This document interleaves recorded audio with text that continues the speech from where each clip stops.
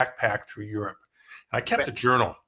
And so every day I would write things down into a journal, and I put it away. And about 10 years later, I went back and read the journal. I said, wow, that was an exciting adventure. Someday I'm going to become a writer.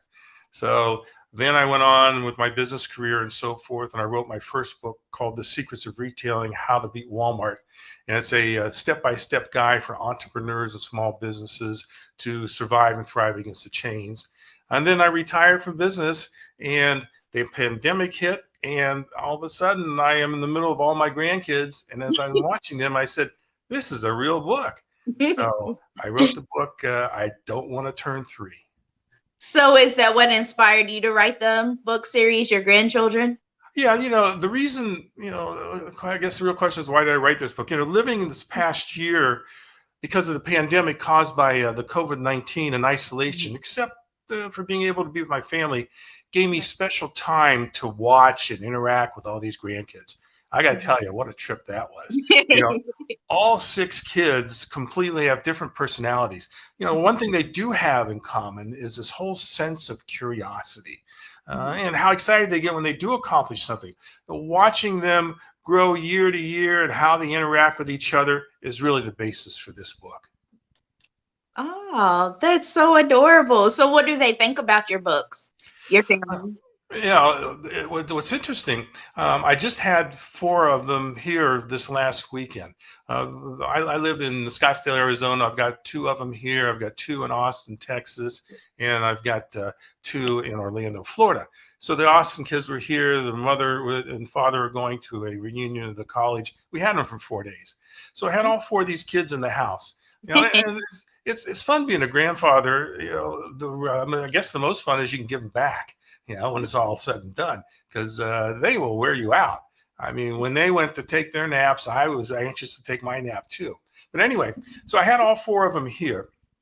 And the oldest, which is Olivia, who just turned 9, when it was bedtime on Saturday night, she says, I'm going to read the book to the kids. So she and 3 of the kids ran, and they went underneath my desk. They were underneath my desk.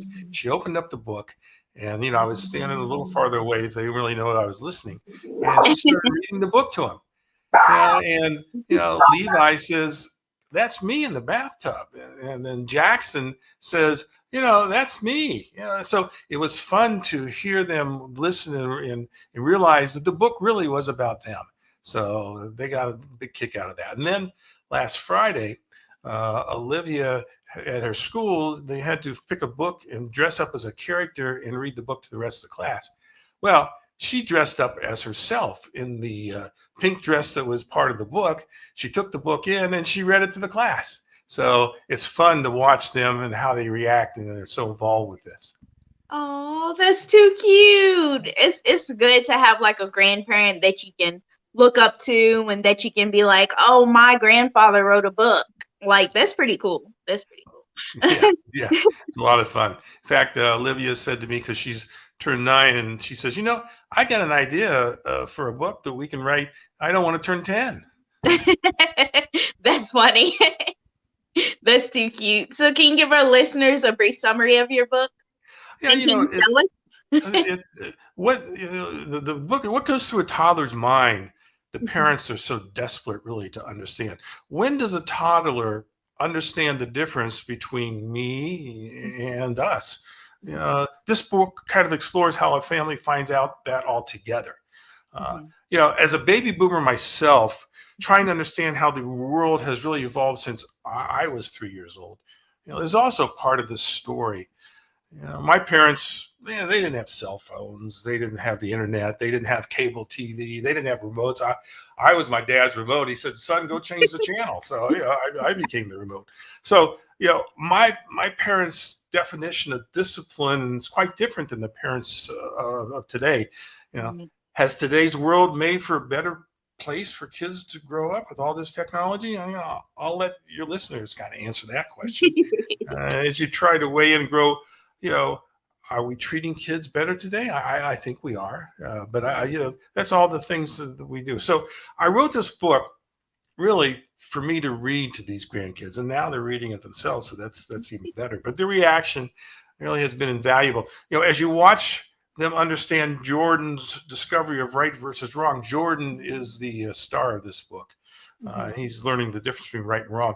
You can see that the older kids, they've gone through the same dilemma. They've gone through that, as they're a little bit older. And the younger kids, they just don't quite understand it yet. And this whole concept of sharing. So this whole experience for me has been priceless. Oh, that's amazing. That's a really amazing feeling. So, what do you like to do when you're not writing and reading to your grandchildren? Well, obviously, when you're a grandparent, you have just limited time to spend with your grandchildren, but you want to spend as much as you possibly can. I myself, I like to play tennis and golf and go to museums. But I drag my grandchildren. Again, I had the four of them here last weekend, and we made a weekend of it. On Friday, we went to the dinosaur museum. Now, I don't know if you know much about little kids, 2, 3, and 4 years old. They all love dinosaurs, and I have no idea why. Now, these little 3-year-olds, they can name a dinosaur, and they can tell me who it eats or if it eats plants. All I know is they're small, medium, and large. So they have this whole thing of dinosaurs. Really is an amazing thing. In fact, as a side story, during the pandemic, obviously with kids that were in Texas, in Orlando, and I'm in Arizona, we didn't get a chance to really go and be with them. So we started this whole program where we would take our 6 dinosaurs we have here at the house, and every night we would put them someplace different. So, for instance, they were in the refrigerator eating the blueberries. They were at the sink with my wife washing the dishes, and they had soap all over their faces. They were at the piano playing. They were walking up the steps. They were doing all kinds of different things. And because I knew that all kids liked the dinosaurs, all of a sudden it created a way for us as grandparents to communicate with our kids. And what happened, because we had 50 different adventures with dinosaurs throughout the house and in the yard, was every night we would get a phone call from these grandkids and know where the dinosaurs were. They would call my wife's phone. She has an iPhone, so they were able to do the pictures. And they wouldn't ask for my wife. They would ask for Gramps. Gramps, where's the dinosaurs tonight? What are they doing? So it gave us a chance to, during the pandemic, to communicate with these little kids. And kids don't really reach out a lot to you. You as parents and grandparents, you get to reach out to them. But every night they would reach out to us. And so I urge any of your listening audience that are parents or especially grandparents, kind of find a way like we did to involve the kids in something that they like, because a few years from now they're going to grow up and go away, and they're going to remember this hunt for the different dinosaurs every night. That's true. Maybe they can be a new book for you. Grandpa, where's the dinosaur, or something like that. That's true. I've got all the pictures. That's entirely true. And mentioning like grandparents hanging out with their grandchildren, I feel like that needs to happen for this generation, because me and my grandfather were not that close. We just started talking actively, and he's getting older. He's like 78. So he's getting older, and he finally just started calling me, and we just started talking. I'm like, wow, my grandfather's talking to me. But well, yeah. When you're a little kid, you remember certain things. Exactly. And hopefully you remember the good things. Sometimes you remember the bad things. I'll give you an example. We had the local kids over because their parents went to a weekend away, and we had a great time. It's Olivia, who at the time was 8, and her brother Levi, who was 5 at the time. And so we did it all. We're here in Arizona, so we went swimming. We went to the park. We played video games. We played card games. We played board games. We did all the fun kinds of things. And then Saturday night for dinner, Levi, the grandmother, says, I want you, Levi, to try this food. He says, no, I don't want to do it. Well, she got crazy with him.